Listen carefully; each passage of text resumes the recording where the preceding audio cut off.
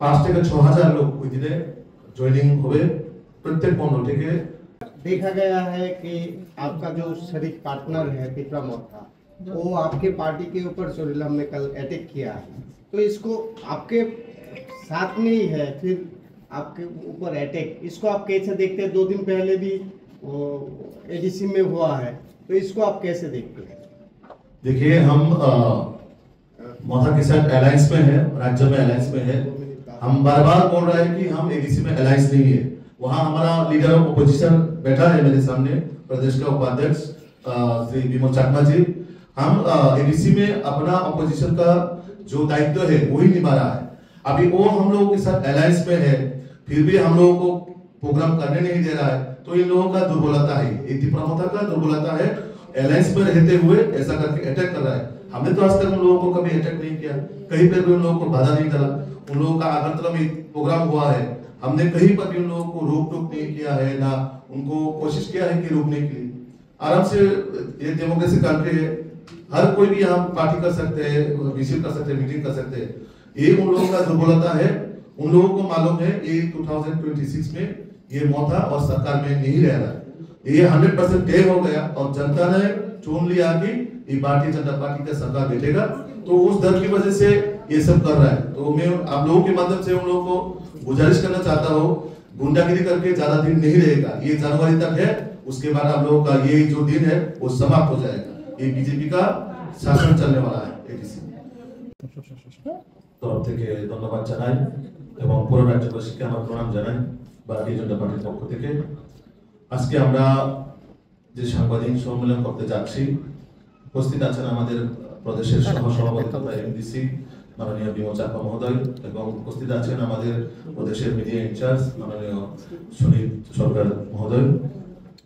আজকে যে এক বিশেষ আমাদের সাংবাদিক সম্মেলন, সেটা হচ্ছে আমরা ভারতীয় জনতা পার্টি ত্রিপুরা প্রদেশের পক্ষ থেকে আগামী 13ই ডিসেম্বর আগরতলা রবীন্দ্র ভবন প্রাঙ্গণে আমাদের বিশেষ এক মহা যোগদান সভা আমরা আয়োজন করতে যাচ্ছি, এবং তার জন্য পুরা ত্রিপুরা থেকে আমাদের জয়েনিং এ প্রত্যেক মন্ডল থেকে গত 2 ডিসেম্বর থেকে অলরেডি প্রক্রিয়া শুরু হয়ে গেছে, এবং তার জন্য প্রত্যেক মন্ডলে আমরা অলরেডি একজন করে আমরা অবজারভার দিয়েছি যে পুরো সেই প্রোগ্রামকে মন্ডল থেকে লোকগুলা কিভাবে আসবে, কিভাবে আমাদের ভেহিকলস গুলো আসবে, সেটার জন্য পুরো এই 13 তারিখ প্রোগ্রামের জন্য আমরা এক বিশেষ যে মহাযোগদান সভা, সেখানে প্রায় আমাদের টার্গেট 5 থেকে 6,000 লোক ওই দিনে জয়েনিং হবে প্রত্যেক মন্ডল থেকে।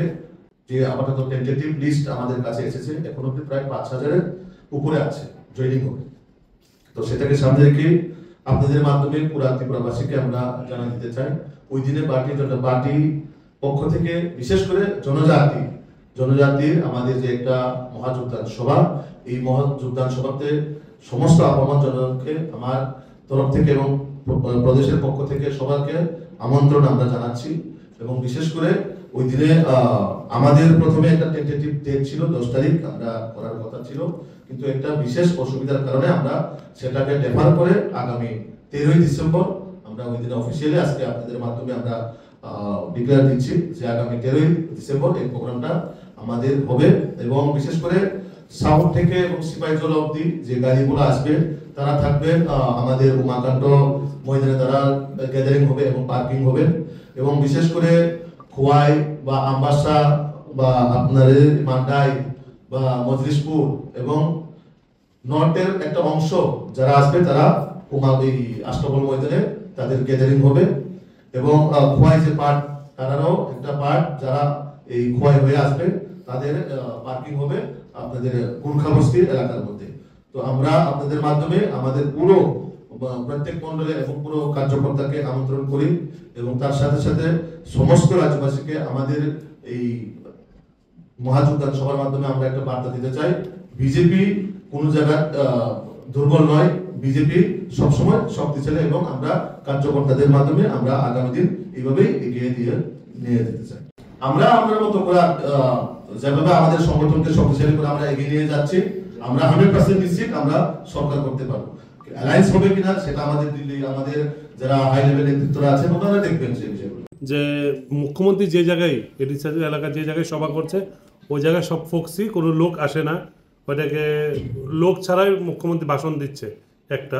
দ্বিতীয়ত বলছে এডিসিতে কোনো টাকা দেওয়া হয়নি বলে ওরা দাবি করছে। মথার বিধায়ক থেকে শুরু করে এমডিসি যারা সবাই একই বক্তব্য বলছে। এই বিষয়টা নিয়ে কি বলবেন? প্রথমে মুখ্যমন্ত্রী যে জনসভাকে কেন্দ্র করে ওনাদের যে প্রশ্ন আমি ক্লিয়ার করে বলতে চাই, আপনারা দেখেছেন বিগত 3-4 মাসে কুমরুং, টাকাজোলা, মান্ডাই, সিমনা, হেজামারা, বিশেষ করে রিসেন্টলি 2 দিন আগে যেটা বড় কাঠালে হয়ে গেছে যে যোগদান সভা যদি ফক্সি বা ফেক হয়ে থাকে তাহলে এই লোকগুলো আসলো কই? পুলিশ আছেন, প্রশাসন আছেন, গাড়িগুলো কোথা থেকে আসছে, কোথায় থেকে আসছে একবার খবর নেবেন। তো আমি ওনাদের কাছে বলবো, আমরাও বরাবর দেখি মাননীয় মুখ্যমন্ত্রী এবং মাননীয় প্রদেশ সভাপতি যেখানে প্রোগ্রাম করবেন বা জয়নিং সভা করবেন তারা ওইখানে বরাবর গিয়ে পরের দিন এক বাজার সভা করবো বা একটা প্রেস মিট করবো যে ফেক জয়নিং। যদি বিজেপির ফেক জয়নিং হয়ে থাকে তো তাদের এত মাথা ব্যথা কেন? কিসের বই এত? তাদের যদি একটু শক্তই থাকে তাহলে তো এটা কাউন্টার প্রেস মিট কোনো বিষয় নেই এখানে। তো মানুষ জানে, সাধারণ মানুষ, আপন বিশেষ করে আমাদের জনজাতি যারা আছেন তারা সবাই জানেন যে মানুষকে বিভ্রান্ত করে আর আটকানো যাবে না। মানুষ এখন সচেতন, এই সচেতনের জন্যই তাদের কাছে লোকগুলা নেই। আমরাও দেখছি এই যে গত 27 ডিসেম্বর আষ্টবলের যে প্রোগ্রাম, সারা রাজ্যের মানুষ দেখেছেন, সারা ভারতবর্ষের মানুষ দেখেছেন, তাদের কত সংখ্যা হয়েছে এখানে। আর একটা প্রশ্ন যে এডিসি কে টাকা দেওয়া হয় না, রাজ্য সরকার এখনো দম আছে, এখনো কেউ আছে আমাদের যে তাদের কাছে কতটুকু টাকা দেওয়া হয়েছে, বাজেটের মধ্যে থেকেও কত টাকা দেওয়া হয়েছে এবং বাজেটের বাইরে স্পেশাল প্যাকেজ হিসেবে তাদেরকে কত টাকা দেওয়া হয়েছে আমাদের কাছে পুরো নথি আছে। যদি ওনাদের জনপ্রতিনিধি যেই কেউ কমপ্লেন করে থাকে বা এরকম বিষয় বলে থাকে তাহলে আমি তাদেরকে সাজেস্ট করব একবার ভালোভাবে পড়াশোনা করে জনপ্রতিনিধি হওয়ার জন্য আমি অনুরোধ করব।